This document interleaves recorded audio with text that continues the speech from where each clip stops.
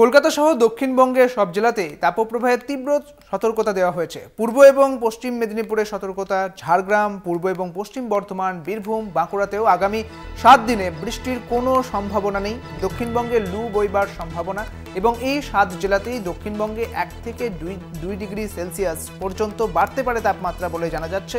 উত্তরবঙ্গে দার্জিলিং এবং কালিম্পংয়ে বাড়তে পারে তাপমাত্রা। গরম এবং অস্বস্তিকর পরিবেশ বজায় থাকবে উত্তরের 3 জেলাতেও, এমনটাই বলা হচ্ছে। অর্থাৎ এখনো পর্যন্ত বৃষ্টির কোনো সম্ভাবনা নেই, স্বস্তির কোনো সম্ভাবনা নেই। একেবারে 7 দিন পর্যন্ত এই তাপপ্রবাহ দহন জ্বালা চলতেই থাকবে।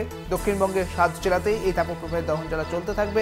পূর্ব এবং পশ্চিম মেদিনীপুরে, বীরভূমে, বাঁকুড়াতে, ঝাড়গ্রামে এই তাপমাত্রা আরও 1 থেকে 2 ডিগ্রি পর্যন্ত বাড়তে পারে বলে জানা যাচ্ছে, এমনটাই বলছে হাওয়া অফিস।